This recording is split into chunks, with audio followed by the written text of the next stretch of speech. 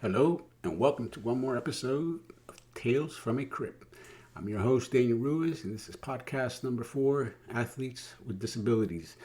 And I think that many of us will find that we have a lot in common, whether we're an athlete or not. But with that said, before we start getting to the meat of the bone, let us begin with some housekeeping. I'm feeling much better, and I thank those that reached out with their best wishes. It's always welcomed. I sincerely mean that. Thank you. I'm still sticking with the audio only format for now. However, all these podcasts are available in video format for possible future releases. We'll see how that goes. And on another note, part of me still regrets the release of the previous podcast, A Brief History of Disabilities. That was podcast number 3. Frankly, I did an injustice with covering the subject while not feeling well and not really prepared, hence learning a valuable lesson. However, regardless of the quality or lack thereof, it's amusing when I think back to the night of recording the podcast. For one, I noticed about a third of the way into the podcast as I went to look at my transcript, air quotes, cheat sheet, and I had not saved the second nor the third part of the podcast material. It was gone. I nearly froze, and I was going to stop the podcast. However, I would elude the lesson learned. I had a couple chapters on Helen Keller about her home and her museum that is only but a 20-minute, 30-minute drive from where I currently live. The movement, the organizations, the rallies, the demonstrations during the 70s and 80s that led up to the signing of the Americans with Disabilities Act of 1990. Some of the advocates from the past protesting, and some of these noteworthy individuals, such as the likes of Sir Justin Dart, rest in peace, my friend, as well Jennifer Keelan Chaffin. Jennifer, some of you may know, she got on her hands and knees, and she was just 8 years old at the time. She has cerebral palsy, and she climbed up. Some say crawled, but I'd rather use the word climbed up the stairs of the Capitol. And this demonstration took an hour, almost an hour. But she was determined as anyone could be when fueled with the spirit of a genuine advocate, and I can relate with that feeling, when you're doing something that that's just right, and regardless of what others may think, I get choked up sometimes, but anyways, let's get on. Let's not get off track. Some should take notes, actually, with the proper demonstrations and rallies from the likes of those who protested against the inequalities of those with disabilities. When advocates carrying a sign with a bullhorn was all that was used to get the message across, with results that are alive and well today. We didn't have any burning of buildings, attacking law enforcement personnel, taking complete cities over, and creating martial law within the USA, trespassing and inciting fear with force into government establishments. And I mean, I can go on. However, the point is, in the mindset of the leaders of the movement of the ADA, quite frankly, they were truly united and civilized, no matter the color or ethnicity or whatever the case may be. I learned a lot by when I did the brief history of disabilities series, and a lot of that just comes to mind as I'm going through this podcast tonight. And and I hope I apologize in advance if I kind of veer off a little bit, but I'm truly proud and honored to be part of the community of those with disabilities. And if you're taking a breath and listening or reading this podcast, you should be grateful. There are many others with or without a disability that would welcome what some of us here in the USA grimace upon. This is a wonderful, wonderful country we live in, and I salute it. Anyways, you can check out some of the links below, and you'll get an idea of what I was just talking about. Oh, one more note, really quick. Justin Dart in his involvement as an advocate for those with disabilities, which in fact led him onto the lawn of the White House. He didn't break into or force his way there. He was invited, welcomed by President George Bush Sr., and in the actual signing of the Americans with Disabilities Act, 1990. You know, that's all I can applaud. Uh, well, anyways, I keep getting off track, but I had the pleasure and the honor of meeting Justin Dart at an ADA event in the late 90s. He was the keynote speaker, and I was to follow him, which I did. However, how can you follow a man of the likes of Justin Dart? I felt like an underachiever, after listening to him speak and then having to, follow, such. He had such powerful words, and it's one of the days that I hold dear to my heart, and words that echo daily in my mind that he had whispered to me as we were going. He was coming by me. I was getting on the stage, and he had got off the stage, and I was getting on, and he tells me, and this is quotes: "Get involved with politics. Get involved." Uh, well, I did, sorta. However, I wear a different hat. and and thank you, Justin, for everything that you have done. Hence, keeping the podcast up on YouTube as a personal reminder for when I leave something for the last minute and actually not feeling that well. So this is not physics where you can get something out of nothing.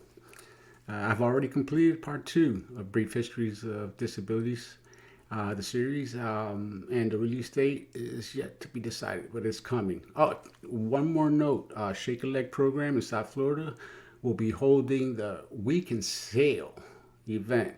And this is being promoted, by a friend of mine, personal friend, Catherine Magnoli, and she's also AKA Cat Girl. And she's got a little series of books, and I'll add the link down below, and pretty cool. And well, anyway, see, I keep getting off subject. There's just so much to talk about everyone that I know. It's perplexing. But anyways, I participated in an event with Shake a Leg and Alan Fisk, probably 20 years ago. We went, or I should say, sailed to one of dozens of the islands that are located within the region, where we camped and we stayed the night. Check this out, with our wheelchairs making the journey with us. It's always nice to have your chair with you rather than using air quotes again, one size fits all means of transportation. And you can see the links below. Shake a Leg Project has been motivating and at the forefront of inclusion for those with and without disabilities for decades, and continues. You can see the link right down there, www.shakealegmiami.org. Awesome place.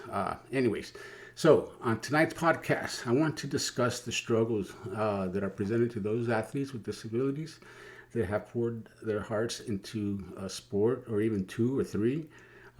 Many of those individuals for more than a quarter of their lives. And I may add, these individuals have, woken up, before the sunrise, regardless of the weather, rain, snow, shine.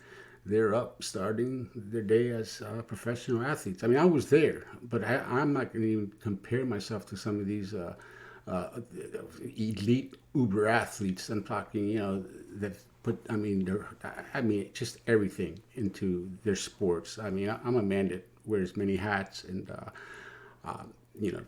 anyway. So, and many of these athletes, they go without sponsors, and must, in many circumstances, find themselves paying out of their own pockets to continue their journey to be the best that they can be. Excuse me while I take a sip of this delicious coffee.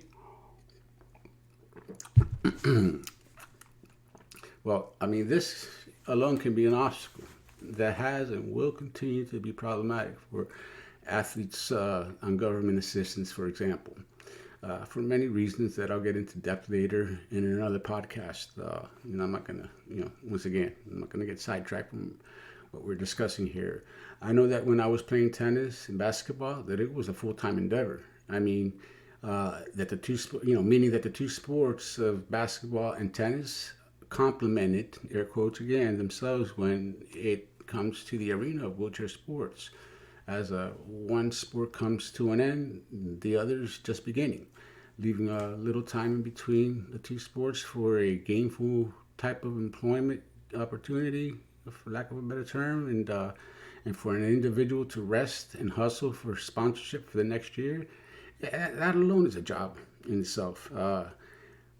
Sometimes it proves futile and it sucks. But if you're lucky and and you're really good at your sport and picked up a few sponsors or a major sponsor, this I'm not saying this is this is for you as well. I mean, you may get something out of this, and actually you don't have to be very good at a sport or an endeavor. If you happen to have the likes of Anna Kournikova, you know what I mean. But anyways, you never know unless you try. Is what I'm kind of trying to get to. So then back to our athletes with disabilities and their struggles. You're adding the everyday life necessities. It's paying bills, shopping, maintaining your equipment, proper nutrition, etc. I mean, there leaves very little time for anything else, including that of sometimes a relationship with a significant other, and that's another subject. But for many of these obstacles, they're enough to deter most from furthering their dreams, as professional athletes or entrepreneurs for that matter.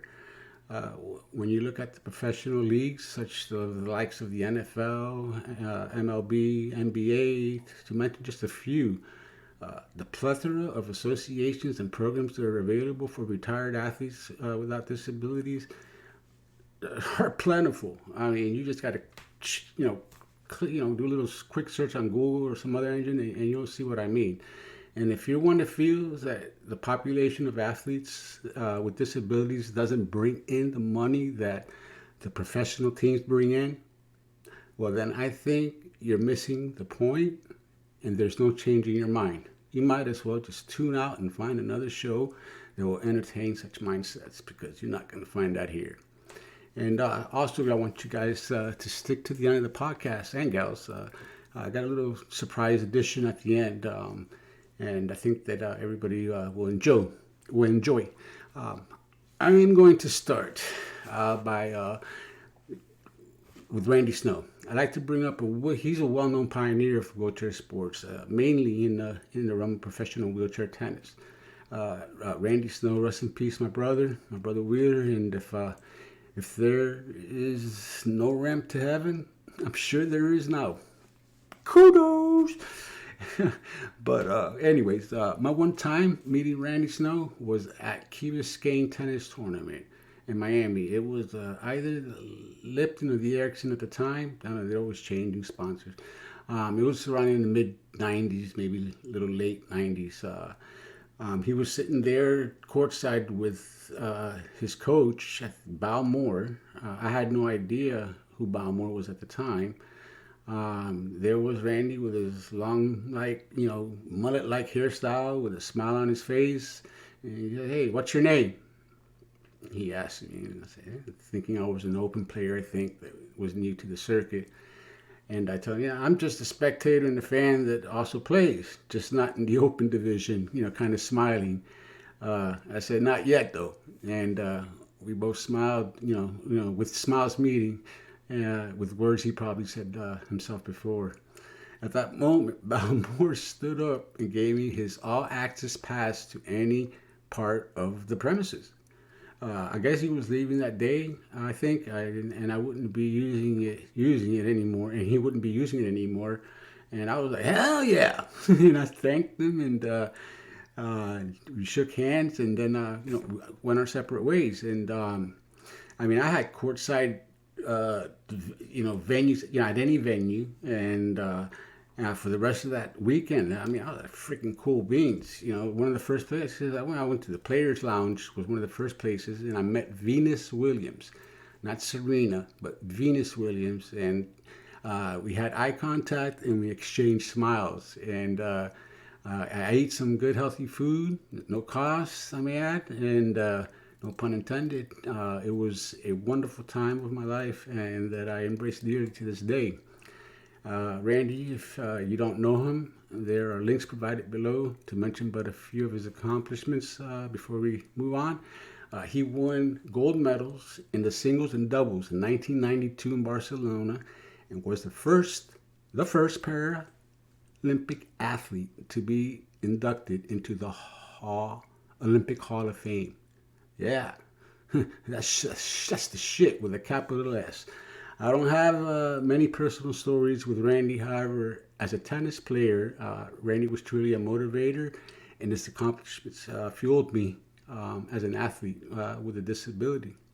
And you'll see some links below of Randy, and as well as Bao Moore, rest in peace. And I would definitely suggest that you go and visit those. Now, second, but not least, we have Stephen Welch. This guy won 100 major titles, which include 3 U.S. Open titles. He also won 5 national championships in the National Wheelchair Basketball Association, and also has 3 MVP awards. Wait, I'm not done. I mean, I could go on and on, but I'm not done. In 1996 and in 2000, he represented the USA Olympic team for the Olympics. Now, man, come on. What more can you say? Check out the links below, and you'll see. I have to start by saying that, Stephen, I hope you're enjoying the tides with these are quotes, pot-belly pig by your side, sipping on tea. See the link below provided. This is actual, well, not verbatim, but that's close enough. But that was one of his dreams. But anyways, Stephen was pleasantly approachable, and someone I respect beyond words. When I first met Stephen, it was in Atlanta, and it was a tennis tournament, and may have exchanged a few words. I went to see a match where Stephen was playing, and all I could say was, holy shit!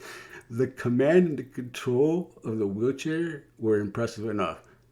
However, when he had that perfect lineup with a ball, I mean, if anyone that plays tennis, that, when you get to the ball, you're like, oh yeah, you're there. I mean, and he did this, consistently, and wow, just, he did what he wanted to do with the ball. That's all I got to say, and with the awesome power and the agility, there were enough for me to approach him and ask if he would be part of my calendar project that I was involved with at the time, titled Extreme Attitudes. It was benefiting the Manny Project to cure paralysis, which is another story that I have to tell one of these days. It changed my life. But with that said, he's in the 1998 edition, Mr. January, of the What's Up Miami Project calendar. He looked at the 2 previous calendars of the project, and he agreed with pride and modesty. Somehow, while on the circuit, the subject of chess came up. Hold on, let me take a sip. And soon there became a tradition for several years that he and I would play several, we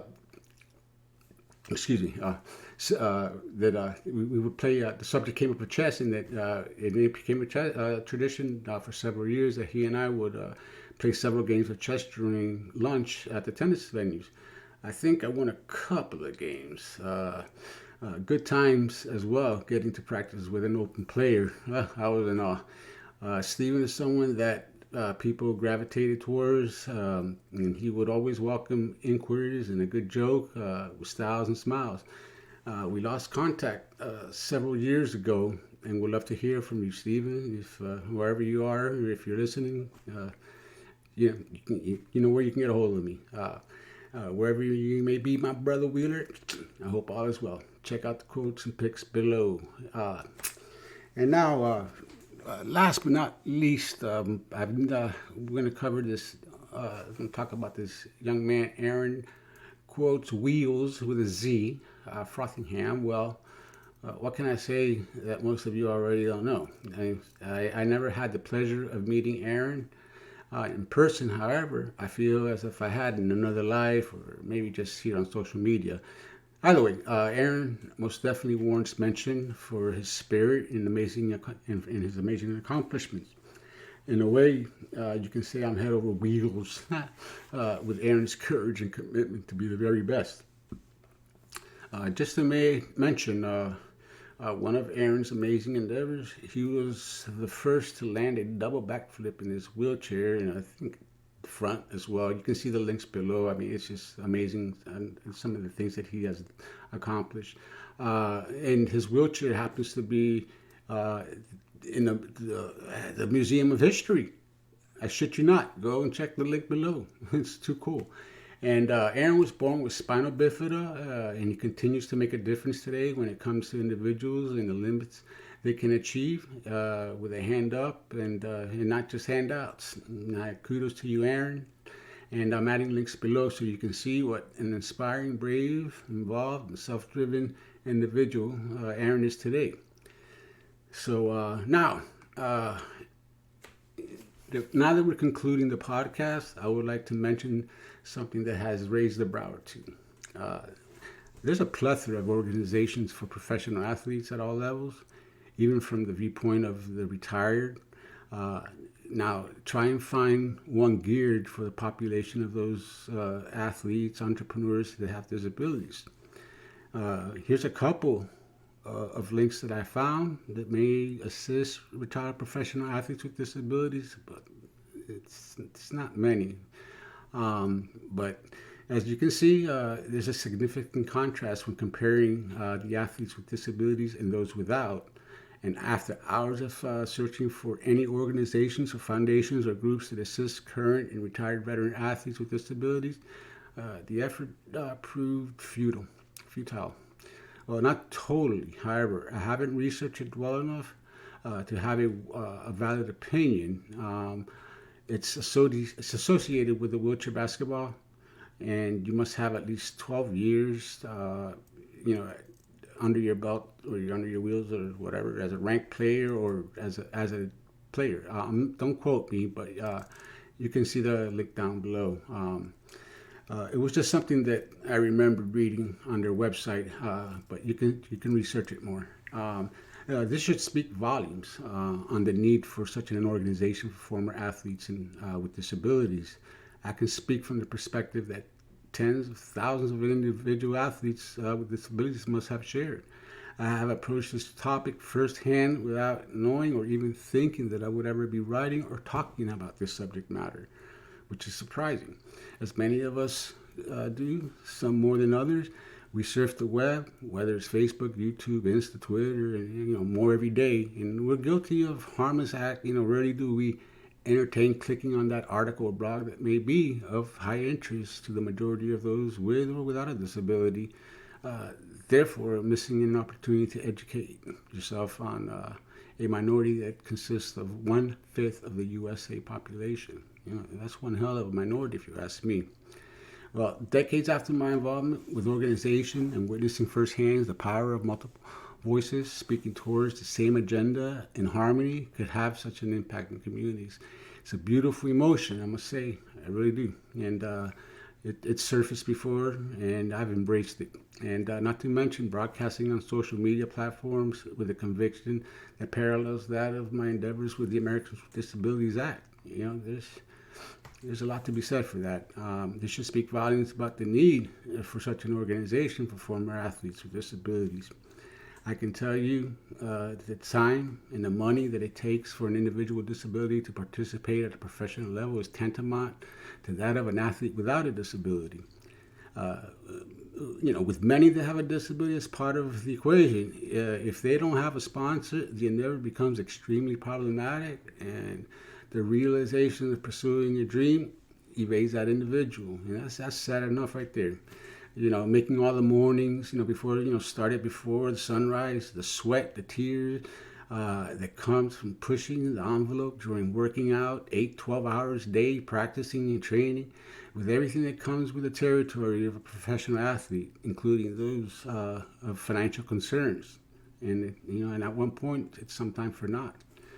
It's sad. Athletes with disabilities face challenges that most would consider life-ending. Not me. A reason for an excuse for giving up on any dreams they may have.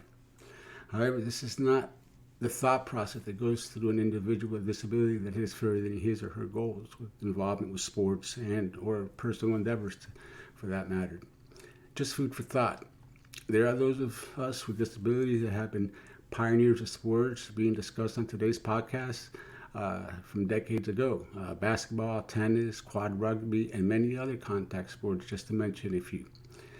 Those individuals are nursing their wounds with little to no acknowledgement, and the history of those individuals continues as a sport or a venture that is alive and thriving today. I mean, they contributed, and pretty much they're forgotten. But in closing, I'd like to point out that individuals mentioned parallel those many other athletes with disabilities that may have slipped under the radar. I salute you all. And and one last note. I'll leave you with this. Joe Brown, and I hope that we can get back in contact, but he may not be a super athlete. However, a great example of how talent goes unnoticed when it comes to those with disabilities. It shows that there is a need for exposure and not just those of tricks and flips that we all see. Sometimes listening speaks volumes. Seriously. I spoke with Joe not long ago, and I'm looking forward to working with him on a special edition on his current status and endeavors, brought to you from Tales from a Crib. Have a real great night, and please check the links below, and I hope that you enjoy the show. Good night.